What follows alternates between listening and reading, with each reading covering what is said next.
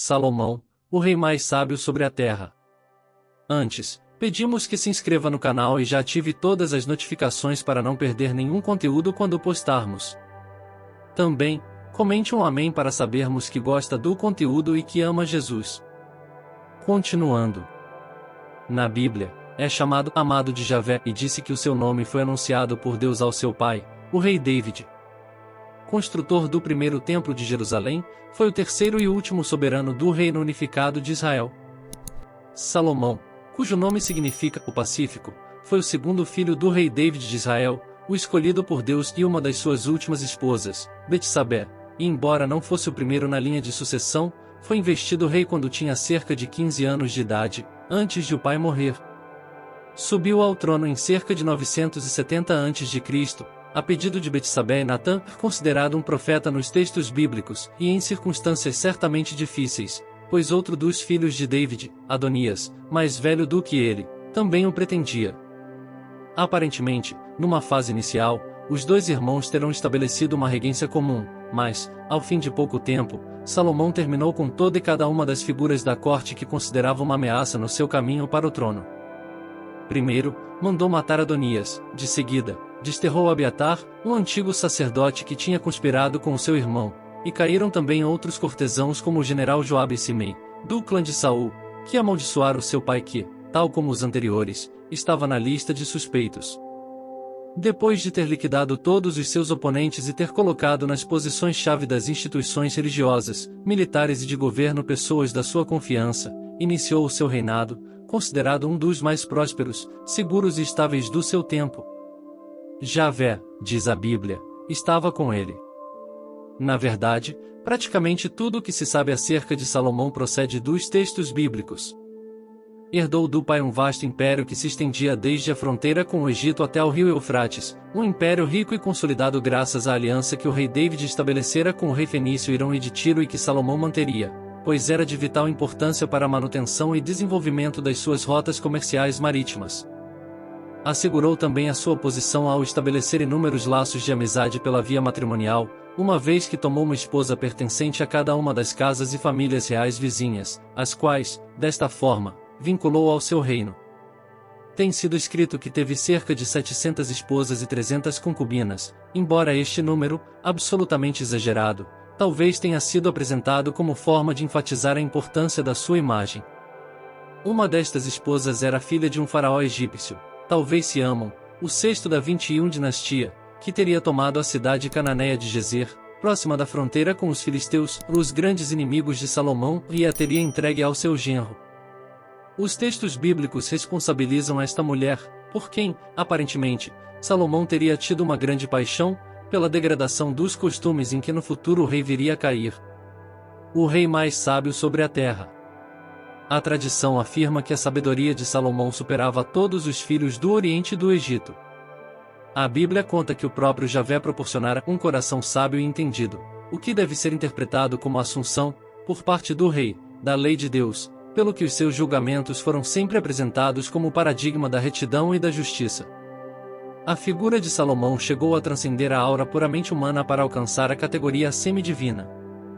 Assim, chegou a afirmar-se que entendia a linguagem das feras e das aves, e que não precisava confiar nas testemunhas quando tinha de emitir uma sentença num dos seus célebres julgamentos, pois, pela observação das argumentações, sabia quem estava certo e quem estava errado. A tradição judaica considera um profeta e chega a afirmar que nele habitou o Espírito Santo, que lhe inspirara a escrita de um grande número de cantos, provérbios e salmos, embora sua pretensa obra literária seja de origem incerta. Considera-se possível, no entanto, que tenha escrito alguns salmos e parte do chamado Livro dos Provérbios. Na imagem, o julgamento de Salomão, de Rubens. Este teria construído para ela uma residência especial e, tal como fez com as suas outras esposas, respeitou os seus costumes e crenças religiosas, algo que, segundo a Bíblia, acabou por introduzir a idolatria politeísta no seu reino. Comerciante e construtor. O rei Salomão preservou e manteve unido um grande império, e, para tal, necessitou de uma grande força militar que, além de uma numerosa infantaria, teria incluído 12.000 homens a cavalo e 4.000 carros. O seu exército realizou notáveis operações, especialmente na Síria, onde conseguiu fixar uma excelente rota comercial terrestre. Na política, desempenhou também um relevante papel no estabelecimento de um grande número de colônias israelitas, que acabaram por constituir uma importante rede de assentamentos e pequenas cidades, cujas produtivas atividades militares e comerciais contribuíram para aumentar exponencialmente a riqueza do reino. Negociou, por exemplo, com carros e cavalos, que comprava aos vizinhos egípcios e vendia aos hititas e outros povos do norte, pois a natureza da sua política foi sempre comercial. Neste sentido, foi Salomão quem fez das terras da Palestina um dos territórios com maior atividade comercial do seu tempo. As muitas e sempre lucrativas rotas comerciais terrestres que estabeleceu e protegeu, há que somar as marítimas, pois fundou e organizou portos a partir dos quais era possível navegar, não só pelo mar Mediterrâneo, mas também pelo Mar Vermelho e o Oceano Índico. As suas expedições, muitas das quais partilhadas com os experientes navegadores fenícios do rei Hirão alcançaram praticamente todos os confins do mundo então conhecido, e trouxeram grandes riquezas a Israel. Com os seus cofres repletos de ouro, Salomão empreendeu um importante programa de construção, do qual se destaca uma obra que é considerada a mais proeminente do seu reinado, o primeiro Templo de Jerusalém, no qual, segundo a tradição, terá sido guardada a Arca da Aliança. Acredita-se que os trabalhos se iniciaram no 4º ano do seu reinado, no Monte Moriá, onde hoje se encontram o Muro das Lamentações, a Cúpula da Rocha e a Mesquita de Al-Aqsa, e que se prolongaram durante outros 7. Salomão e a Rainha de Sabá. A tradição da Igreja Ortodoxa Etíope afirma que Salomão teve um filho chamado Menelik com a Rainha de Sabá, que viria a tornar-se rei da Etiópia e que terá sido ele a levar para o seu reino a Arca da Aliança. Em cima, políptico etíope que narra diversas fases do encontro entre o rei Salomão e a lendária Rainha de Sabá. Em diferentes expedições, Salomão terá chegado a enviar para o Líbano cerca de 150.000 homens com a missão de cortar, preparar e enviar para Jerusalém milhares de toneladas de madeira de cedro, provenientes daquele país, para serem utilizadas nas suas obras. Na construção do templo, que a história qualificou como um dos mais belos e luxuosos da antiguidade, terão intervindo trabalhadores e arquitetos fenícios, e segundo a Bíblia, conteve maravilhas como a própria Arca da Aliança, as tábuas da lei, uma mesa feita por Moisés, a menorá, um candelabro sagrado de 7 braços feito com ouro mais puro, e até diferentes tipos de árvores feitas de ouro que, de acordo com a tradição cabalística judia, chegaram a dar frutos. Junto ao templo, que ao longo dos séculos seguintes foi destruído e reerguido várias vezes e que, com o tempo, chegaria a receber o nome do rei, Salomão mandou construir também um magnífico palácio para ele, que demorou 13 anos a ser concluído, e muitas outras mansões e aposentos para as suas numerosas esposas e concubinas. Melhorou notavelmente a capital, em torno da qual mandou construir uma muralha, e onde reconstruiu também alguns edifícios antigos. Além disso, nas imediações da cidade, edificou santuários dedicados a diferentes deuses e religiões para que pudessem ser utilizados pelos estrangeiros que visitavam Jerusalém em missões comerciais. O seu ambicioso programa de construção acabou por se virar contra ele, uma vez que, se numa fase inicial os trabalhos mais duros tinham estado a cargo dos cananeus e fenícios, Salomão acabou por obrigar a trabalhar os membros das tribos de Israel, de quem exigia o pagamento de impostos, não só em dinheiro, como também na forma de trabalhos forçados. Esplendor e queda. Salomão conduziu o seu reino a níveis de riqueza e esplendor nunca antes vistos. Durante mais de 40 anos, administrou o império com extremo rigor e estabeleceu nele um novo sistema territorial. Substituiu os territórios tradicionalmente atribuídos às 12 tribos de Israel por 12 novos distritos, aos quais alterou as fronteiras, e, para governar cada um deles, nomeou um governador. Cada território deveria sustentar a administração real durante um dos 12 meses do ano, e todos eles deviam obediência a uma instância superior, um governador de governadores, nomeados diretamente pelo rei. No entanto, a grande pompa e a desmedida opulência da sua corte acabaram por se tornar numa considerável sobrecarga para o tesouro público, o que o obrigou a aumentar os impostos.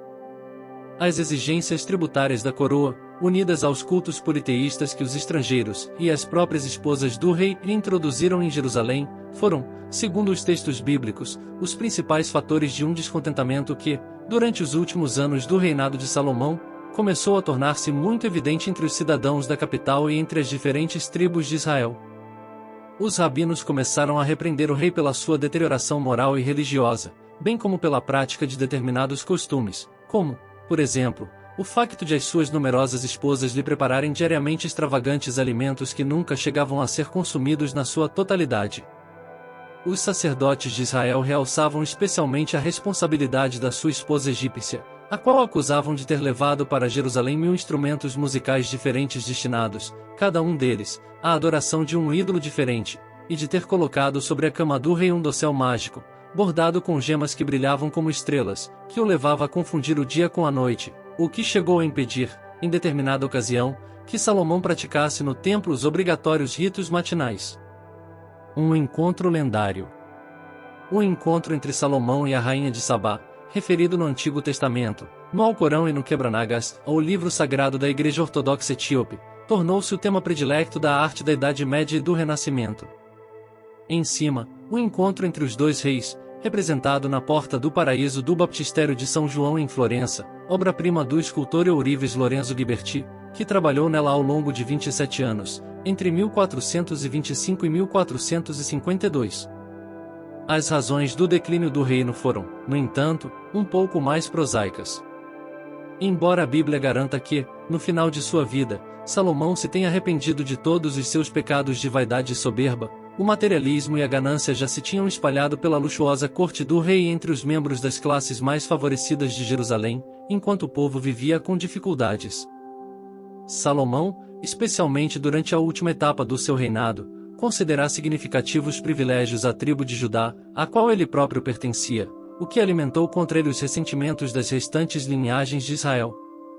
Os primeiros a demonstrar a sua indignação foram os membros da tribo de Edom, descendentes de Esaú, que habitavam na zona sudoeste da atual Jordânia, e a eles seguiram-se a maioria das que habitavam no norte do reino.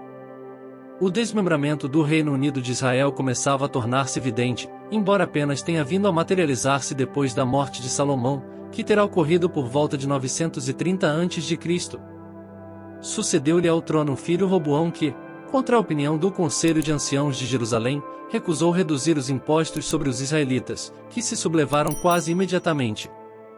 10 das suas tribos fundaram, no norte, o seu próprio reino, o reino de Israel. As tribos de Judá e Benjamim formaram, no sul, o reino de Judá.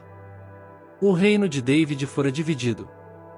A lendária sabedoria e o caráter quase divino que lhe foram atribuídos acabaram por lhe conceder poder sobre todos os seres vivos, os fenômenos da natureza, os espíritos e os demônios. Ao longo dos séculos, a sua figura acabou por se tornar numa espécie de demiurgo poderoso, ao qual foram atribuídas ações extraordinárias. Os antigos cabalistas judeus afirmavam que as pedras do Templo de Jerusalém se levantavam e baixavam por si próprias, que Deus lhe dera um tapete de seda verde e fios de ouro capaz de o transportar pelo ar com mais 40.000 homens, e que foi-lhe revelado o livro dos segredos, através do qual governou sobre os demônios. Gostou? Comente um amém. Até o próximo vídeo e compartilhe o máximo possível.